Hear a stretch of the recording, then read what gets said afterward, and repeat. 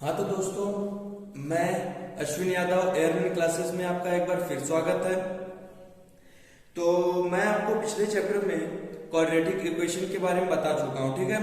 तो जो कि वो भी बहुत इंपॉर्टेंट चैप्टर था और ये परमुटेशन एंड कॉम्बिनेशन भी बहुत इंपॉर्टेंट चैप्टर है, क्योंकि इससे भी एयरफोर्स और नेवी में क्वेश्चन श्योर है 100% की आते ही हैं। कम से कम 2 या 3 क्वेश्चन आते हैं। एनडीए में तो 5, 6, 7 भी आता है, कभी कभी 5, 6, 7 मैक्सिमम आ जाते हैं क्वेश्चन, ठीक है।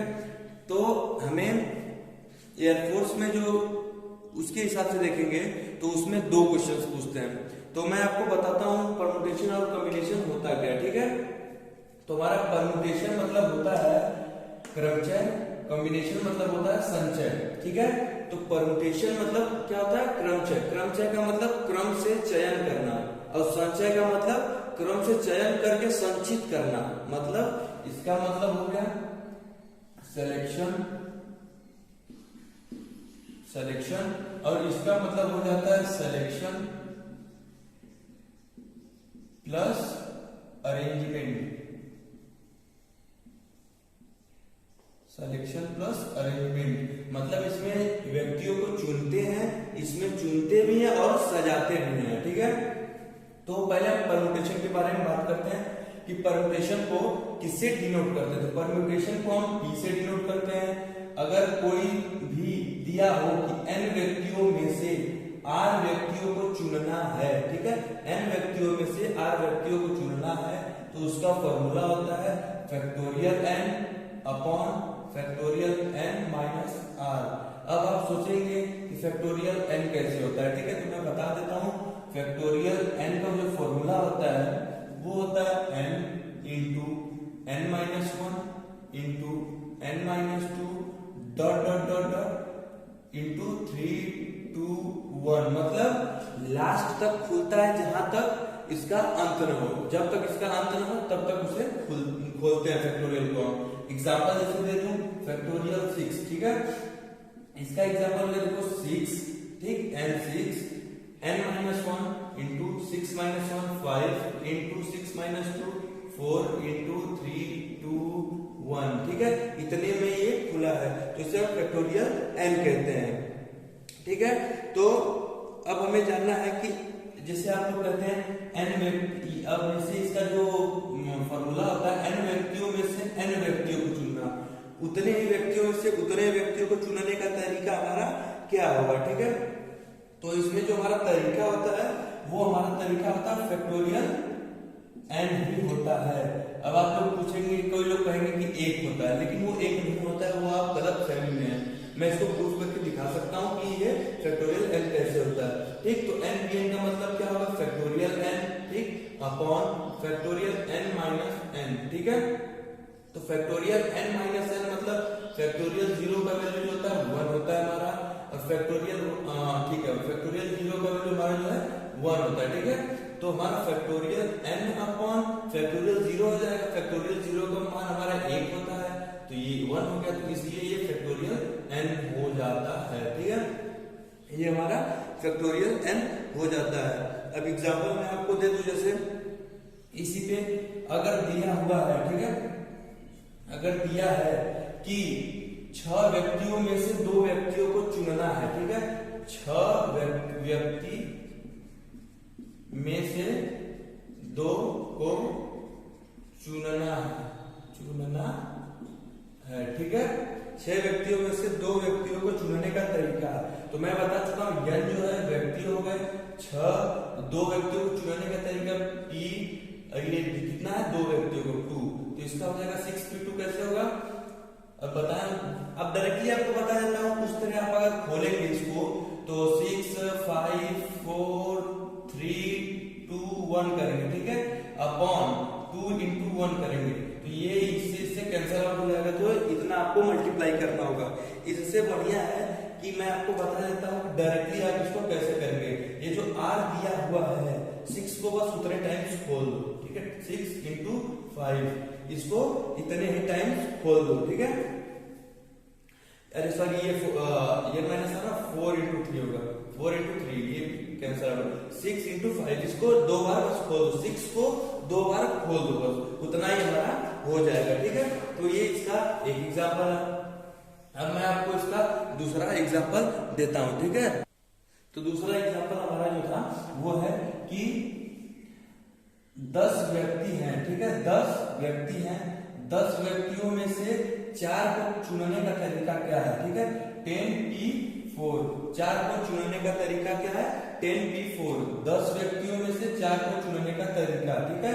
तो डायरेक्टली मैं बताया कि 10 को 4 बार खोल दीजिए और उसको सॉल्व कर दीजिए। तो 10 को खोल देंगे, 10 इंटू 9 इंटू 8 इंटू 7, ठीक, इतने टाइम्स खोल दीजिए और इसका मल्टीप्लाई कर दीजिए, जो आंसर आ जाएगा वही हमारा आंसर होगा, ठीक है।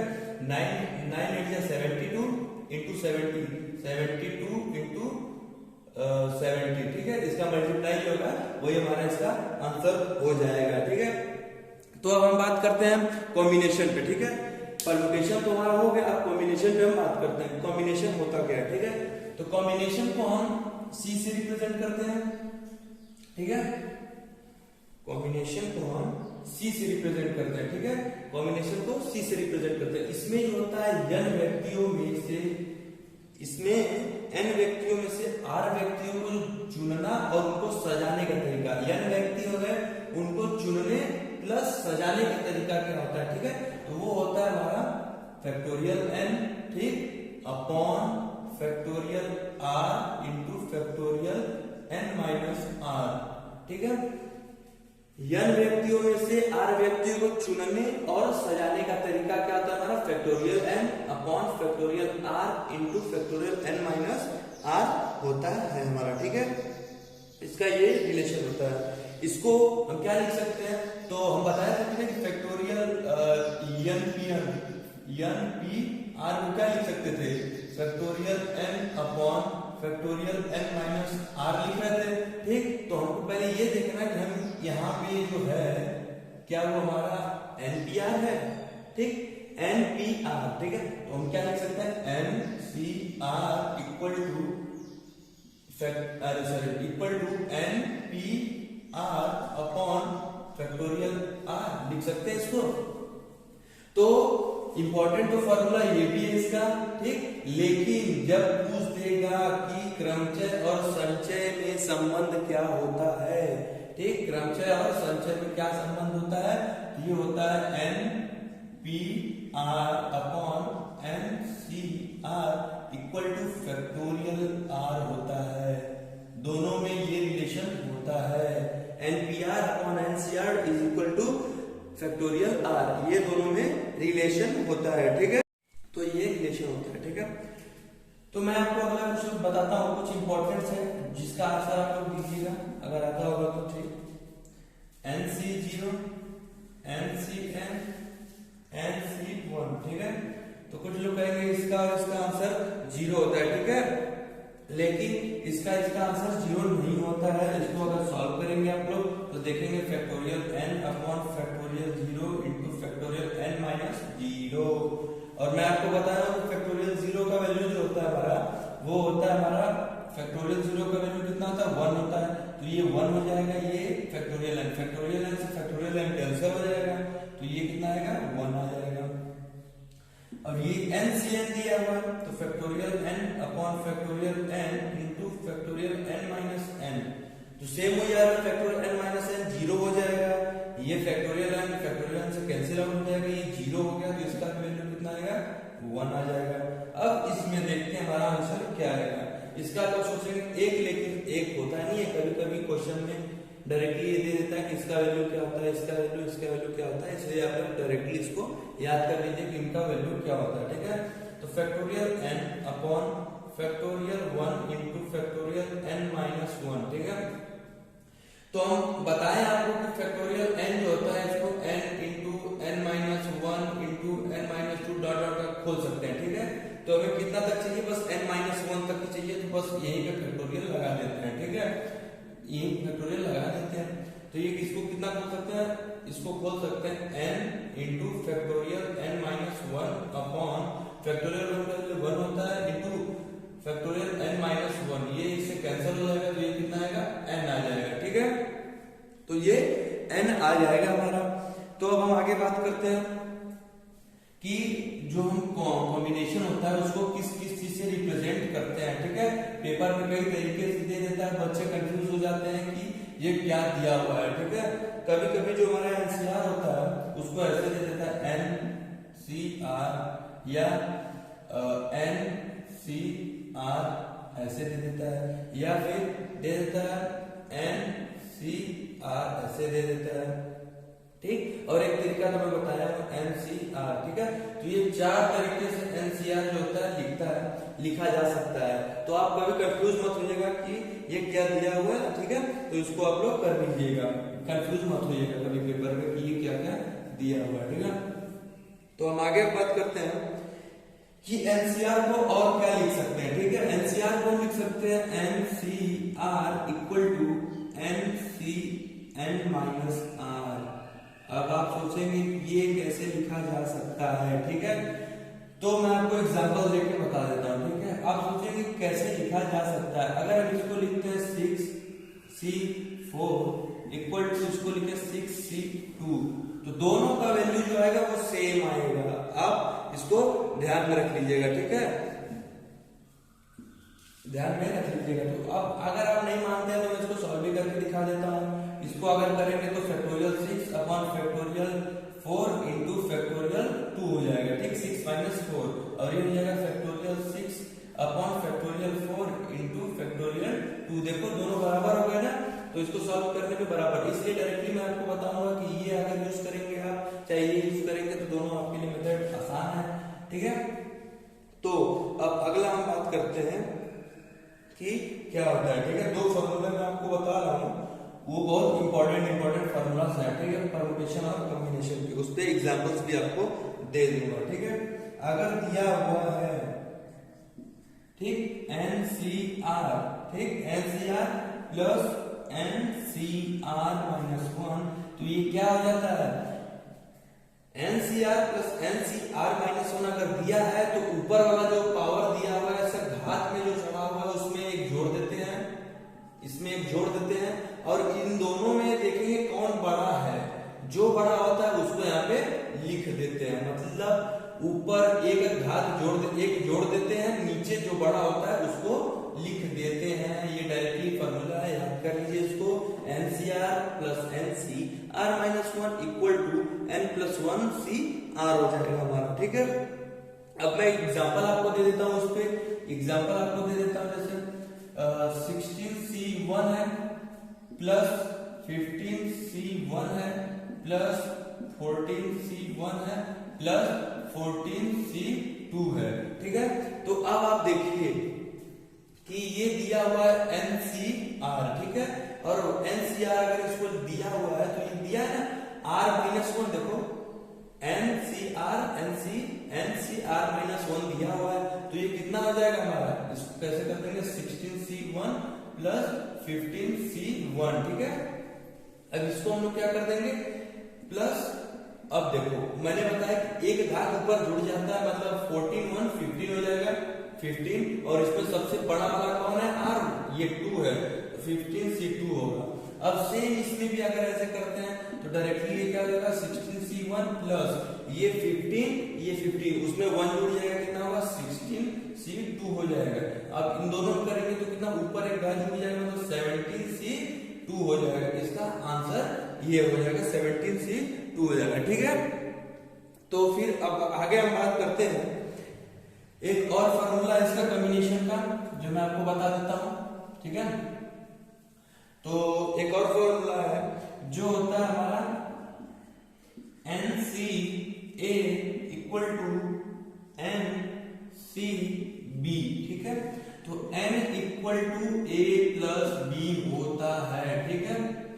अगर NCA इक्वल टू NCB दिया हुआ है तो उसका होता है N equal to A plus B हो जाता है। जैसे कि मैं आपको एक क्वेश्चन दे देता हूं, ठीक है, एग्जाम्पल देके समझा देता हूं। ये बहुत इंपॉर्टेंट है, इसको याद कर लीजिएगा, ये पेपर में डायरेक्टली आता है, ठीक है।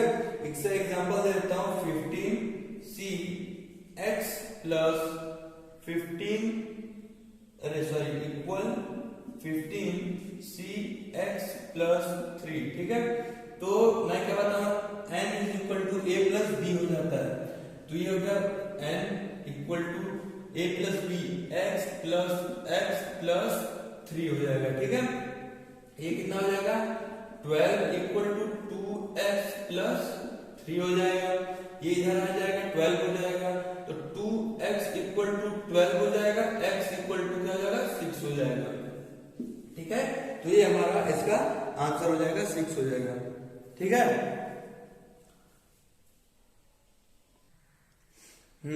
तो हम आगे अब बात करते हैं क्या कि एनसीआर का जो मैक्सिमम वैल्यू होता है वो कितना होता है। ठीक है,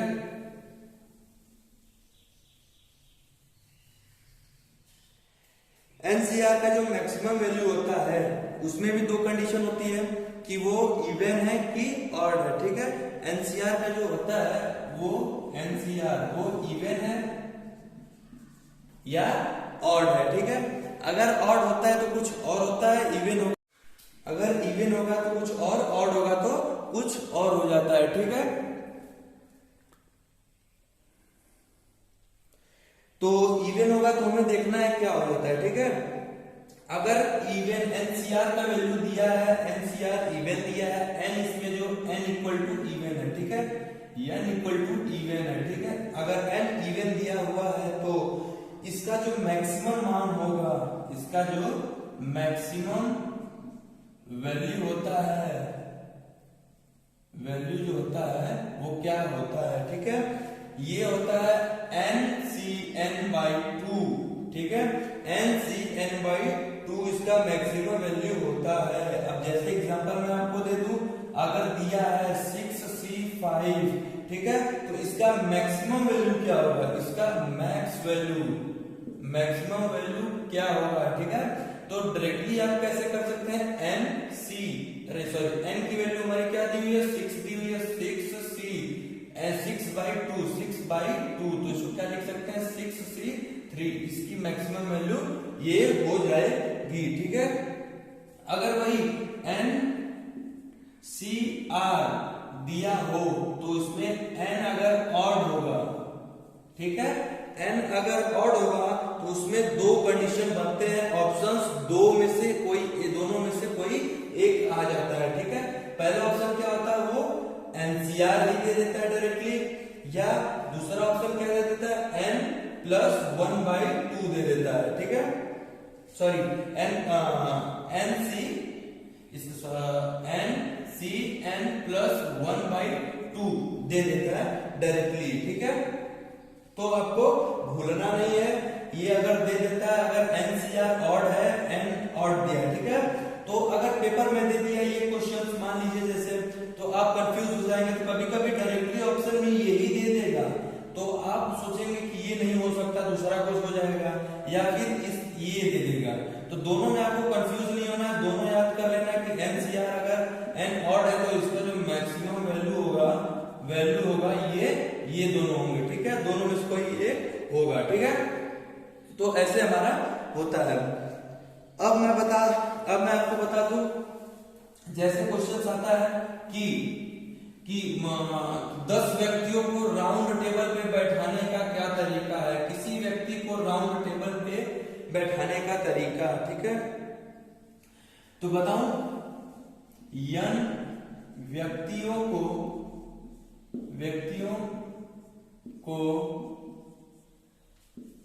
राउंड टेबल पर बैठाने का तरीका। ठीक है, n व्यक्तियों को राउंड टेबल पर बैठाने का तरीका वो हमारा होता है, डायरेक्टली मैं आपको बता रहा हूं, वो होता है फैक्टोरियल n-1। ठीक है, इसको डायरेक्टली याद कर लीजिए। जैसे एग्जांपल दे दिया, अगर 6 व्यक्तियों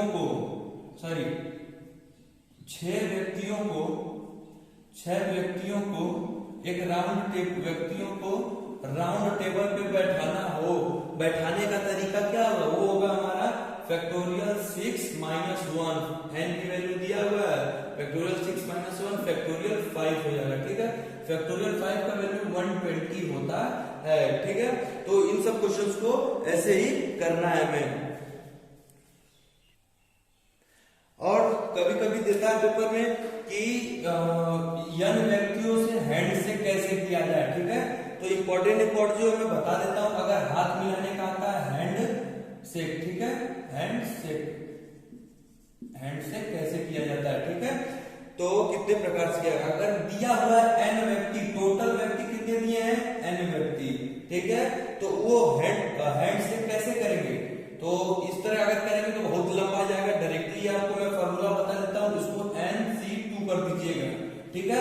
अगर दे दिया है 30 व्यक्ति हैं, किसी पार्टी में गए हैं, तो वो 30 लोग से हैंडशेक कितने प्रकार से करेंगे, तो आपको डायरेक्टली क्या करना है, 30C2 क्या कर देंगे, 30C2 कर देंगे, तो मतलब 30 इंटू 29/2 कर देंगे, ये 15 हो जाएगा। फिर डायरेक्टली जो 15 इंटू 29 आएगा, यही हमारा इसका आंसर हो जाएगा, ठीक है। और अगला क्या होता है, दिया होता है जैसे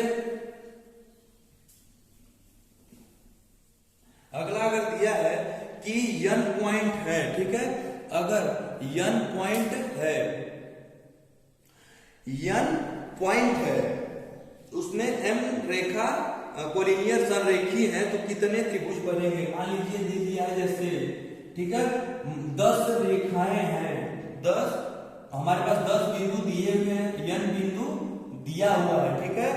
तो उसमें जो m होंगे, m कोलिनियर संरेखीय होंगे, संरेखीय होंगे, ठीक, संरेखीय होंगे, तो कितने त्रिभुज बनेंगे। तो आपको डायरेक्टली क्या लगाना होगा फॉर्मूला, वो तो उस तरह अगर करेंगे, पहले NCR निकालेंगे, फिर MCR, ऐसे करके निकालेंगे, तो बहुत ही लंबा जाएगा। डायरेक्टली मैं आपको बता दूं, त्रिभुज में 3 भुजाओं के पास 3 बिंदुओं की जरूरत होती है हमें, ठीक है, 3 भुजा की जरूरत होगी। तो डायरेक्टली इसका फॉर्मूला NC3 माइनस MC3 कर देंगे, इसका डायरेक्टली आंसर निकल जाएगा। नहीं तो मैं करके आपको दिखा देता हूं, 10 बिंदु दिए हुए हैं, ठीक, 4 संरेखी हैं, तो उसमें त्रिभुज की तरह बनेगा, ठीक है। तो हमारा n का वैल्यू 10 दिया हुआ है, तो 10C3 माइनस 4C3 कर देंगे, ठीक है। ऐसे कर देंगे तो डायरेक्टली हमारा इसका सॉल्व करने में जो आंसर आएगा वही हमारा इसका आंसर हो जाएगा, ठीक है दोस्तों।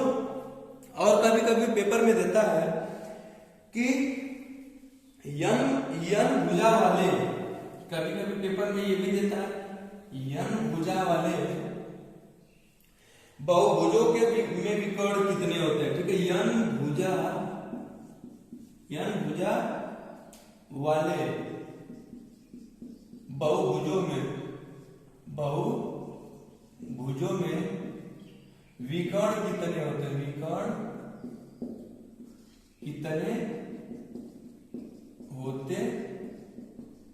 ठीक है।